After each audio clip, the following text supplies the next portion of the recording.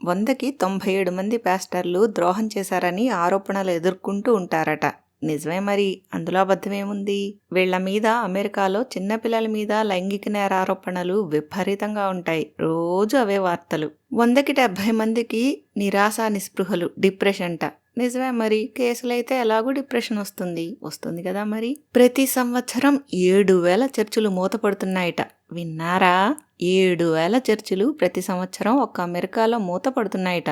నెలకి, సరిగా విన్నారా, నెలకి 1,500 మంది పాస్టర్లు దుకాణం మూసేస్తున్నారట. 100కి 10 మంది పాస్టర్లు ఇహ మా వల్ల కాదని రిటైర్ అయిపోతున్నారట. 100కి 80 మంది పాస్టర్లు తీవ్రమైన నిరుత్సాహంలో ఉన్నారట. 100కి 94 మంది పాస్టర్ల కుటుంబాలు ఒత్తిడికి లోనవుతున్నాయట.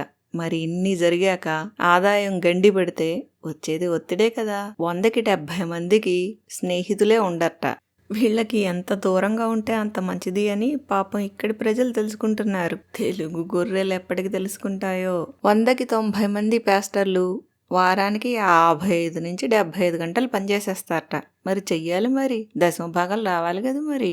ఇంతకీ ఫేస్బుక్లో ఈ పోస్ట్ సారాంశం ఏంటంటే, మేము ఇన్ని బాధలు పడుతున్నాము, యేసు పలకట్లేదు, మీరన్నా ప్రార్థన చేసి ఆయన కుదిపి కాస్త పలికి ఊలికేలా చూడండి అని పాస్టర్స్ మంత్ అని పెట్టి ఈ పోస్ట్ పెట్టుకున్నారు. పాపం ఈ పాస్టర్ల కోసం మీరు ప్రార్థన చేయండి జాన్ బి గారు.